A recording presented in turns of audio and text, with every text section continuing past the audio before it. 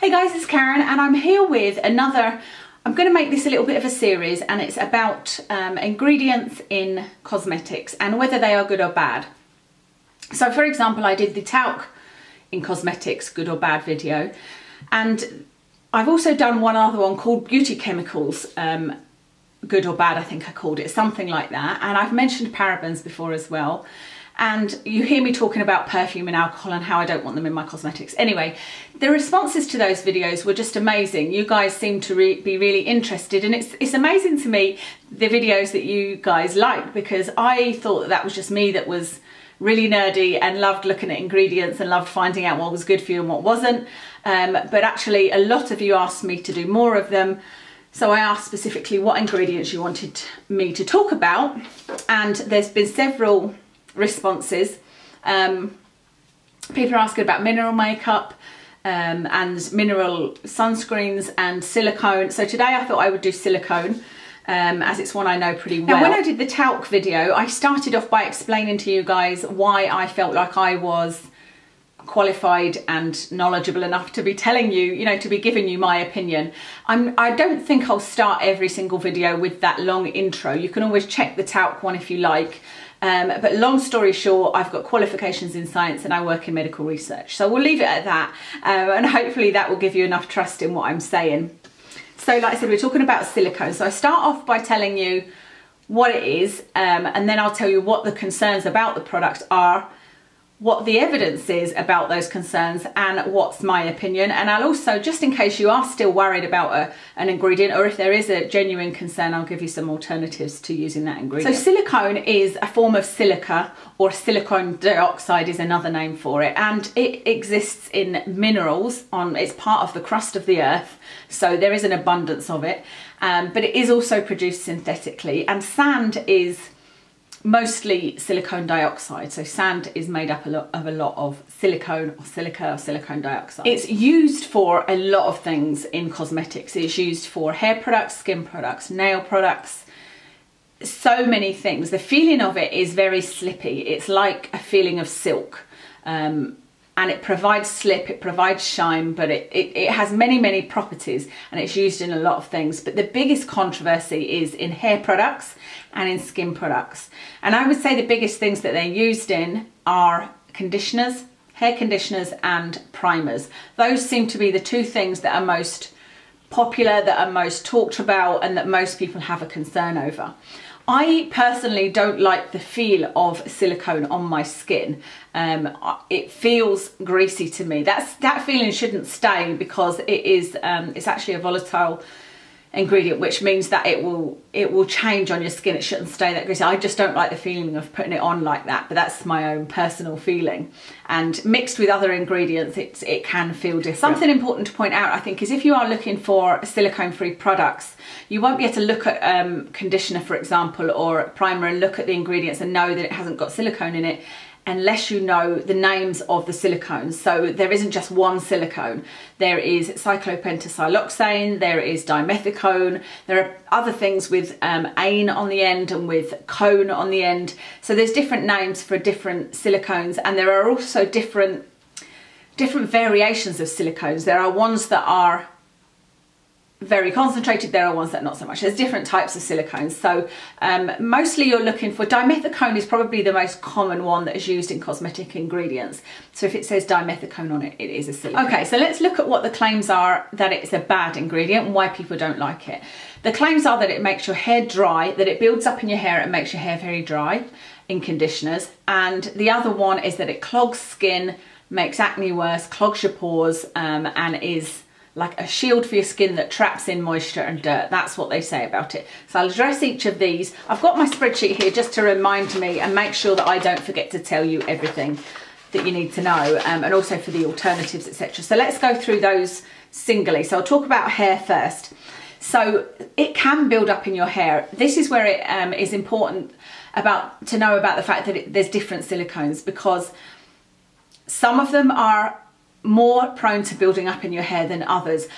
There's no point in me listing all of the good, bad and very bad silicones in this video, because I would certainly never remember them being in a shop, and I'm used to being exposed to these words, but I wouldn't remember which ones were good and which ones were bad. I've got my own kind of way of dealing with it, which I'll talk about at the end in my kind of thoughts, but I don't think it's worth me telling you that. But just be aware that there are different types of silicones, but not only that, there's different levels in each product. So if you look at a conditioner, if the #1 product was dimethicone, I would stay away from it, because that means it's very, very concentrated and it will build up in your hair. It should really be lower down on the list, somewhere in the middle. But again, like I said, I don't even bother looking at conditioners for whether it's got silicone in it, because I have a solution. There is actually a video I found. I was having a look to see if anybody had already done a video on this, and I can't find many. I certainly can't find many by anybody that has the knowledge that would, you know, I would think knows what they're talking about. Because actually there was one girl talking about it, and she'd started off saying they're bad for you, and then a year later she'd done another video saying actually they're good for you, and now I've learned and experienced that they're not such a bad thing for your hair. But there was a hairdresser, now who was it? It was somebody that we all know, somebody like Trevor Sorbet, or it wasn't Trevor Sorbet, but somebody like that, you know, and he was talking about it, saying that silicones are good for your hair in small amounts. In the right amount it's good, so you don't want to overload it, but in the right amount they're good for you. So you guys know that I love my Tresemme Deep Cleansing Shampoo, and one of the reasons I love it is for the ingredient, which is the cocamidal propyl betaine. I know that's a bit of a mouthful, but that is the ingredient that will remove silicones, and it will remove build-up. Now that can cause its own problems, because it is also, normally if you find a deep cleansing shampoo, and actually a lot of shampoos anyway, they will have sodium lauryl sulfate or sodium lauryl sulfate, which can also dry out your hair, and the cocamidal propyl betaine can also dry out your hair. So all of this together sounds like a disaster. You're using something that's going to build up in your hair, then you're using something that's going to dry out your hair. But if you use it in the correct manner, so like I said, you regularly use a deep cleansing shampoo, and when you use that shampoo, you then use a good conditioner afterwards, there will be no problem. And I feel like I can say that not just because of my knowledge and, you know, or anything to do with qualifications, but because I'm kind of obsessed with my hair, and the hairdresser tells me that my hair is in good condition, you know, even down to the ends. So I feel like I've done something right, and I use the Tresemme Deep Cleansing Shampoo with that ingredient in it probably 3 times a week, and actually I used to use it more. I used to wash my hair every other day, so it'd be up to 4 to 5 times a week. And I always, when I do that, make sure I put on a good conditioner afterwards. When I say good conditioner, I mean I normally choose one for damaged hair, because then it's really going to be a super moisturising conditioner. And I also make sure I leave it on for a while, so I will towel dry my hair and then walk around the house with the conditioner, so it's got a really good chance of working. And then, you know, use a good leave-in conditioner as well afterwards. So as long as you treat your hair well, remove the build-up occasionally. I wouldn't say you need to use the deep cleansing shampoo as often as I do, but you could use it once a week. That will remove any silicone build-up. So onto skin. The skin is a little bit more complex. If you think the hair product one sounded complex, the skin one is a little bit more complex, and it's very hard to explain in kind of basic terms, but I'll try my very best. And as always, if you've got any questions, you can leave them below. So as you will have gathered, with the hair there is some truth in the accusations. With the skin ones, however, there really isn't any truth in it at all, and there are no issues with silicone, other than you could have a sensitivity to silicone, as you could to any other product. But there is no evidence at all for it making acne worse, blocking pores, clogging the skin. It's just not possible because of the chemical makeup of silicone. And I was trying to think of a way of describing it to you so that you would understand, and to kind of explain what people's concerns are and how they don't apply. So one of the things that people say are that when you put silicone on your skin, you're completely blocking everything off, and the skin can't sweat, and the skin can't, the bacteria can't get out, and that there's no oxygen getting to it, there's no water, you know, things like that. So silicone is like a fire guard. If you've got a fire guard, you've got little holes in that fire guard. So some things would be able to get through, and some things would be able to get out as well. If you had a football, which football is like water, if you had a football, the football wouldn't be able to get through the fire guard into the fire, and if it was inside, it wouldn't be able to get out. Football is like a water molecule. Water won't be able to get through the silicone, and it won't be able to get out from underneath the silicone. That's a good thing. That's not a bad thing. It means that it's providing a waterproof barrier on your face, but any water that is underneath it will be held in and will moisturize your skin. So it will hold the water in your skin, but nothing else coming in will get in.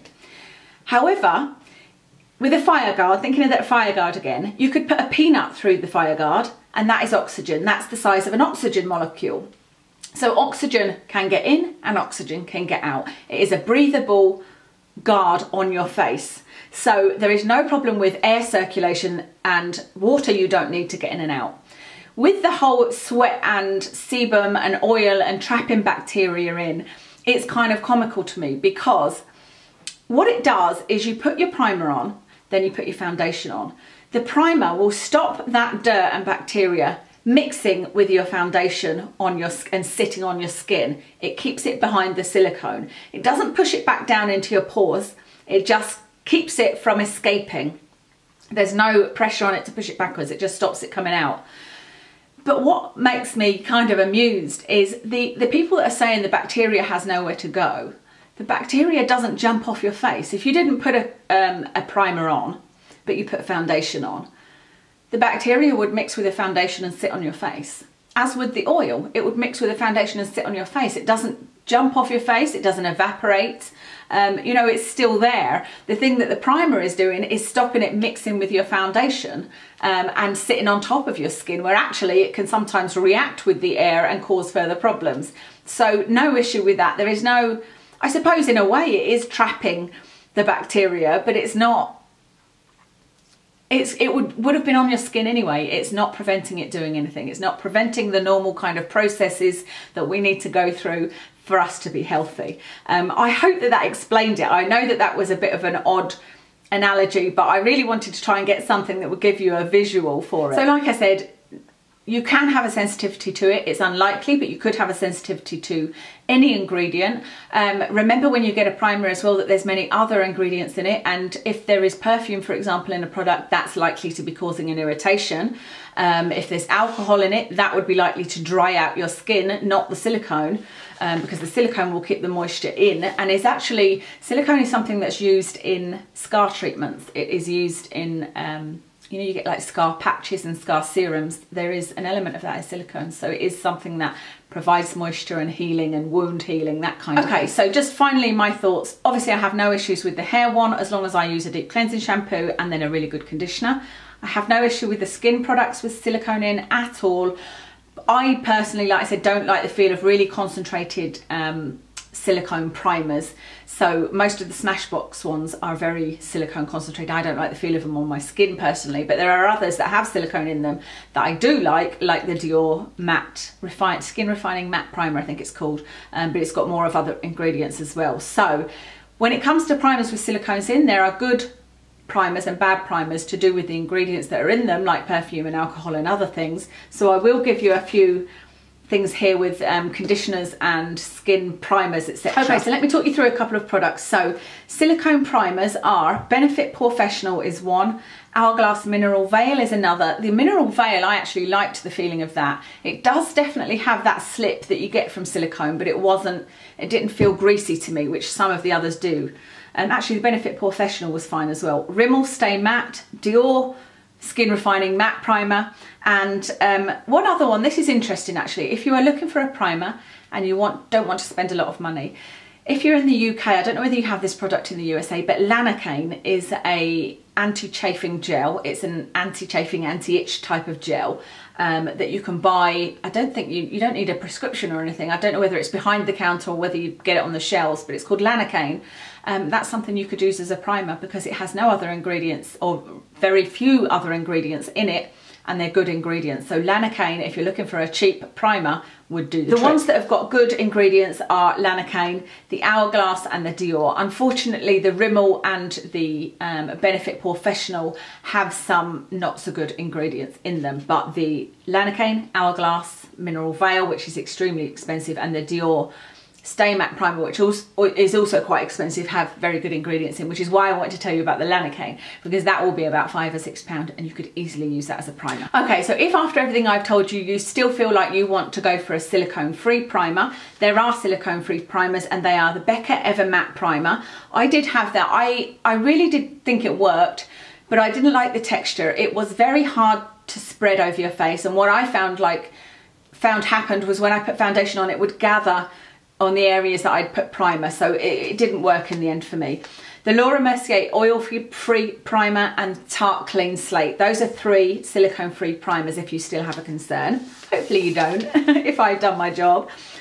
Silicone-free conditioner. Again, if you've still got an issue, I can understand more people having an issue with the conditioner, because if you've got very dry hair, and you don't want to use a deep cleansing shampoo all the time, because there's not many out there. There is the Tresemme one. There's one other one, which is a Redken one, actually. I forgot to mention that.